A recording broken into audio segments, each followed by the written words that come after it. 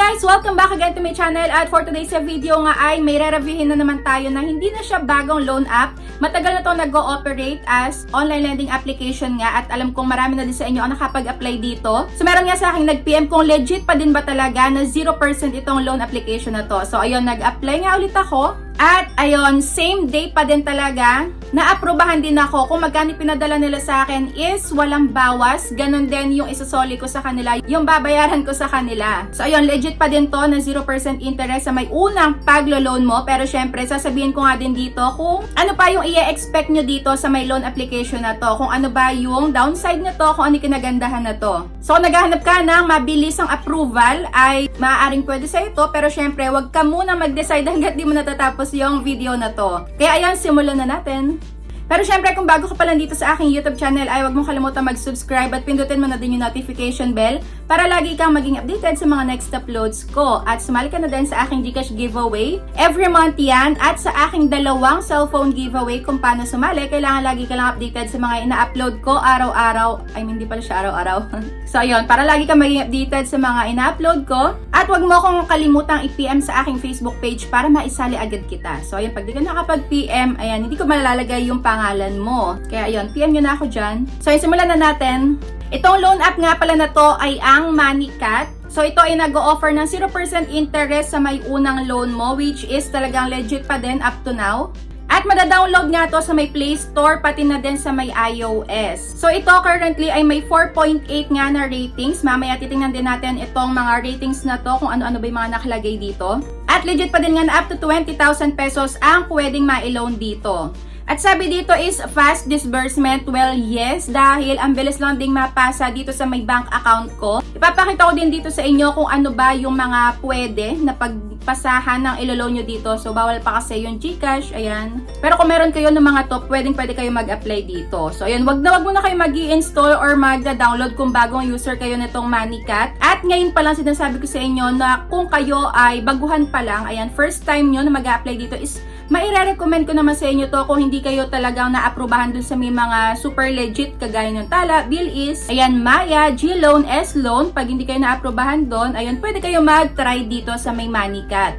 Pero kung ito yung pinaka-first choice nyo is wag muna, mag-try muna kayo doon sa may pinaka-legit talaga. So ito, kung wala talaga kayong choice, mga reject kayo doon sa iba, baka dito is ma-aprobahan ka dahil ang konti lang din talaga ng sinasagutan. Yung contact references ay iilan lang din yung kinuha niya. So ayun, take note lang, ito ay nire-recommend ko for first time user lang dahil mamaya papakita ko sa inyo kung bakit. So ito legit naman na naka-register sila sa SEC, pero hindi nga ibig sabihin nun is wala pa rin kayo matatanggap na multiple calls and text dahil dito, yes, 101% meron at meron kayo talaga matatanggap. So ayun, nabalaan ko na kayo. Kung kayo ay magre-loan ay better doon na lang sa may ibang application kasi ito, okay nga ako dito dahil 0% interest sa may unang loan. Pero yung 0% interest nga na yun is good for 7 days nga lang. So ako kung kagaya ko, meron akong kailangan bayaran ngayon pero darating pa yung pera ko bukas, pwedeng maggamit to lalo na kung maliitan lang din na amount. So ako nga pala is na-aprobahan dito sa may MoneyCat ng 600 pesos for first time user. So ayun, walang nakaltas dito. Same pa din yung natanggap ko. At kung magkano nga yung natanggap ko, 600, yun lang din yung babayaran ko. So ayun,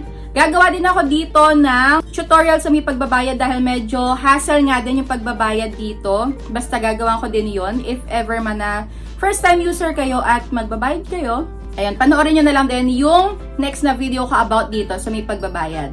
So, eto nga yung step by step ulit since may nagtanong sa akin kung okay pa din bang applyan for first time user na 0% interest. So, eto na yung simula umpisa. So, mag-decide na lang kayo mamaya kung okay ba talaga sa inyo, kung swak sa inyo itong MoneyCat. Pero, kagaya na sabi ko sa inyo kanina, kung merong mas legit dito, yun yung unahin yung applyan. So, ito is for, ayun, last option lang. So, ayan, syempre, full name. Next, kung ikaw ay dalaga or may asawa na, birthday mo. Ayan, email address. Ito, konti lang talaga. At ito na nga yung bank account. So, dito lang nila pwedeng ma-send yung perang ipapadala sa'yo. So, ayun, bank account. Ito yun lahat-lahat. So, ito naman yung mga ID na pwede dito.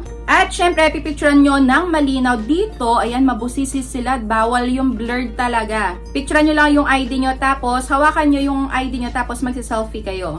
Isang contact reference, nakalagay na dito nakalagay spouse or relative. At At pangalawa nga is yung emergency contact na. So ayun, bali dalawa lang pala na contact reference yung kailangan. Ito na agad yung pinaka-loan details. O diba, ang konti lang na sinagutan. Parang hindi nga sila nagtanong kung ano yung trabaho, diba? Tapos company, walang company number, address, salary. So walang ganun, diba? Dito sa may loan amount, ako ay pinapili nila ako dito. Tapos makikita ko na nga dito na walang madadagdag sa may pagbabayad ko. Dito, kung 4-5, makikita nyo dito naka-cross out yung 5,161. So ako, since gusto ko lang ipakita sa inyo, itatry ko lang muna is 2,000 pesos. At ang first repayment ko, kinagandahan nga dito is makikita mo na talaga yung pinaka-exact date kung kailan mo siya babayaran.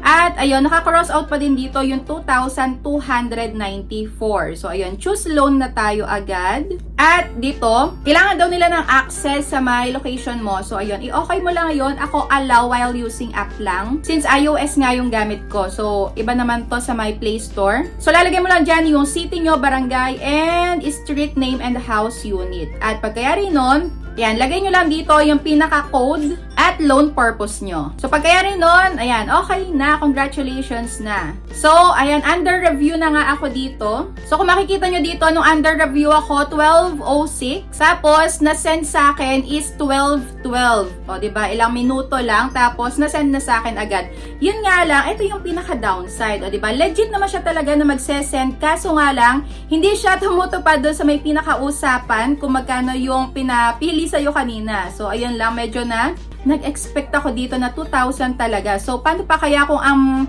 pinili ko is 20,000? Magkano lang kaya yung isa-send sa akin?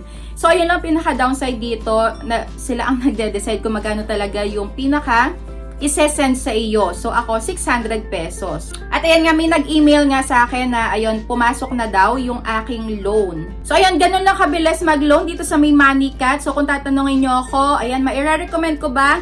Yes, maire-recommend ko to for first-time user nga. Lagi ko sa inyong pinapaulit-ulit for first-time user lang. Kasi nga ito ay nag-offer ng 0% interest. Lalo na kung, ayan, mabilisan kang nangailangan ng 200 pesos, 300 pesos, 400, 500, 600. So ako, 600 pesos nga yung na-aprobahan sa akin, which is okay naman din. Ayan, kung talagang may kailangan kang bilhin ngayon, may kailangan kang bayaran, ayan, sa tubig, pwede mo itong magamit. Lalo na kung walang nagpapautang sa'yo na kaibigan mo, kapitbahay mo, kapamilya mo, ayan, lagi kang reject sa iba, baka dito is pwede kang maaprubahan or baka ito makatulong sa'yo. Pero yung 0% interest ay good for 7 days lang. On or before 7 days, kailangan ay mabayaran mo. So, yun yung isa pang downside. Makakatanggap ka talaga dito ng, ayan, pananakot na mga iba't ibang klase ng text messages. So, yun yung isa pang downside dito. Iba't ibang numbers na tumatawag sa'yo at nagte-text.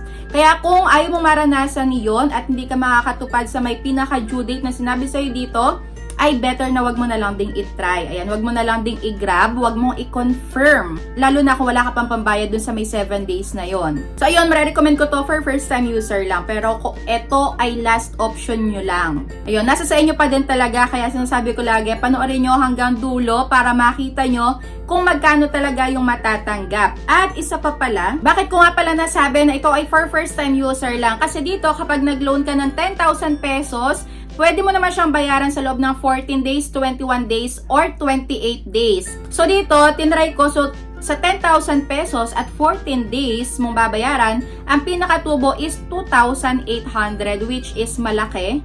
Maganda yung ginagawa nyo na nanonood kayo ng mga loan review, Ola review, at nagbabasa kayo ng mga ratings. Dahil dito nga pala, hati yung ratings, merong maganda, meron ding hindi. At yung pinakakaramihan nga sa nabasa ko sa hindi kagandahan is, nakakatanggap nga sila dito na mga pambabanta at iba't ibang klaseng pananakot, calls and texts galing sa iba't ibang phone numbers. So, ayun lang. Kung meron pa kayong gustong ipapa-review na dating loan app na is, comment nyo lang dyan sa comment section. At kung may bagong labas na naman na loan app is, i-comment nyo na din dyan para ma-review ko yan para sa inyo. So, ayun lang. Thank you for watching and see you on my next vlog.